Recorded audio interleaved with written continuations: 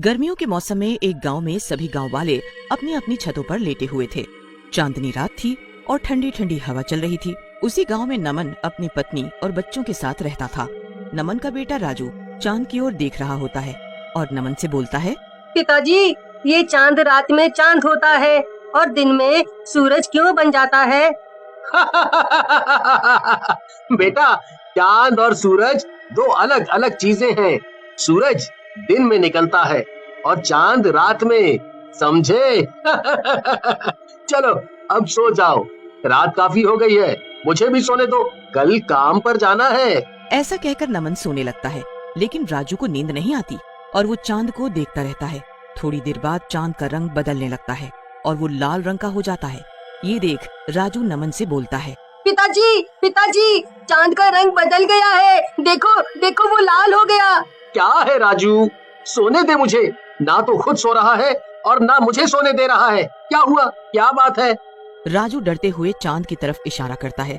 नमन चांद को देख घबराते हुए बोलता है, ये क्या हो रहा है? ये चांद तो सचमुच में लाल हो गया है। ये सब क्या हो रहा है? तभी चांद हंसने लगता है और बोलता है, गांव वालों, तुम सबकी मौत आ रही है। कुछ दिनों में सब मरोगे। सब के सब या तो यहाँ से भाग जाओ। उसके बाद चांद का रंग फिर से पहले जैसा सफेद हो जाता है। लेकिन गांव वाले काफी घबरा जाते हैं और अगले दिन सुबह गांव की चौपाल में मिलते हैं।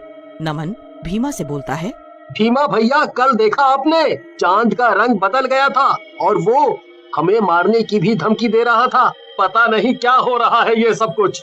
हाँ, देखा तो मैंने भी अपनी छत से था, लेकिन मुझे कुछ बात समझ नहीं आई। मुझे तो आंखों का भ्रम लगा। अरे भीमा भैया, ये कौनो गणित का सवाल है जो तुमको नहीं समझ आया है? और दारू पिए थे का जब भ्रम लगा? अरे वो चंदवा हम लोगों को धमका रहा था सीधा सीधा, और तुम कहा तो कुछ समझ नहीं आया है? अरे इसीलिए तो मैं तुमसे बात नहीं करता पुत्तन, बिल्कुल जाहिल की तरह बात करते हो। अरे तुम दोनों लड़ो मत। एक तो ये चांद की बात से इतना डर लग रहा है और ऊपर से तुम दोनों भी लड़ रहे हो। मैं तो कहता हूँ आज रात का इंतजार करते हैं और अगर कुछ होता है तो कल फिर मिलेंगे और देखेंगे कि क्या करना है। नमन की बात गांव वालों को जम जाती है और वो रात का इंतजार करने लगते हैं। आधी रात होते ही चांद का रंग फिर से बदलने लगता है और थोड़ी ही देर में लाल हो जाता है। गांव वाले अपनी अपनी छतों पर खड़े होकर ये सब देख रहे होते हैं। मुझे देख रहे हो? लगता है मेरी बात तुम लोगों को समझ नहीं आई। लगता है तुम लोग मर के ही मानोगे। चांद की बात सुनकर नमन कहता है, चांद जी, ये हमारा गांव है, हम इसे छोड़कर कहीं नहीं जाएंगे। लेकिन तुम हो कौन? लगता है तुम लोगों ने मरने का ठान लिया है। अगर ऐसा ही है तो ये ही सही। चांद के ऐसा बोलते ही वहाँ जोरों से लाल रंग की बारिश होने लगती है। ये देख गांव वाले घबरा जाते हैं। लेकिन वहीं पर एक शराबी जिसका नाम दिनेश होता है बोलता है, अरे अरे तुम लोग तो कह रहे थे कि लाल रंग की बारिश हो रही है। मुझे तो ये रेड वाइन लग रही है। दिनेश की बीवी सीमा गुस्से में चिल्लाती है और बोलती है, हाय रे, मेरी फूटी किस्मत, कहाँ से मैं इस शराबी के पल्ले पड़ गई। अरे मनहूस, ये शराब नहीं खून है। तुझे खून और शराब में फर्क नहीं पता चलता क्या? हाय रे हाय। सीमा के मुंह से खून का नाम आते ही सब गांव वाले बारिश की बूंदों को हाथ में लेते हैं। वो बूंदे सच में इंसानी खून होता है। अरे ये तो सचमुच में खून है। सब के सब भागो और अपने घरों के अंदर चले जाओ। नमन की बात सुनकर सारे गांव वाले घर के अंदर चले जाते हैं और छिप जाते हैं। रात भर वो खून की बारिश होती रहती है। सुबह होने पर गांव वाले घरों से बाहर निकलते हैं। चारों तरफ खून ही खून होता है। अरे ये सब क्या हो गया? हमारी तो गेहूं की पूरी फसल ही बर्बाद हो गई। अरे पुत्तन भैया, आप रोइए मत। हमारे यहाँ तो चांद और सूरज की पूजा करते हैं, लेकिन ये सब क्या हो रहा है कुछ समझ नहीं आ रहा। हम सब गांव वाले आपके साथ हैं। हमारी भी फसलें खराब हो गई हैं। हमें मिलकर इस समस्या का समाधान निकालना होगा। क्या समाधान निकालोगे नमन तुम? देखा नहीं उस चांद ने हमें क्या कहा है? इस गांव को छोड़कर चले जाओ। भीमा भैया, आपको जाना है तो जाओ, मैं ये गांव छोड़कर कहीं नहीं जाऊंगा। ये मेरा गांव है, मैं एक शैतान से डरकर गांव नहीं छोड़ सकता।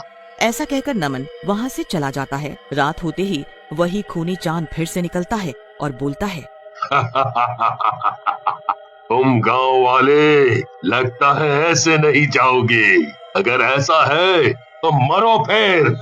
ऐसा कहकर चांद फिर से वही खूनी बारिश करने लगता है। गांव वाले पूरी रात घरों में दुबक कर बैठे रहते हैं और सुबह जब सब बाहर निकलते हैं, गांव वाले अपने अपने जानवरों के पास जाते हैं, लेकिन बारिश की वजह से सारे जानवर मर चुके होते हैं। गांव वाले रोने लगते हैं और परेशान हो जाते हैं। नमन भैया, लगता है अपना इस गांव में इतना ही दाना पानी था। अब हमें ये गांव खाली कर देना चाहिए, नहीं तो अपने पालतू जानवरों के बाद अपना भी नंबर आ जाएगा।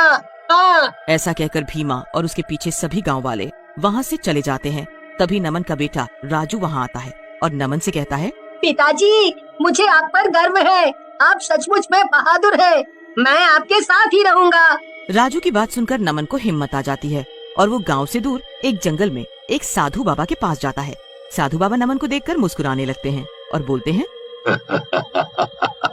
आओ नमन बेटा, आओ। इस दिन का तो मैं कई वर्षों से इंतजार कर रहा था।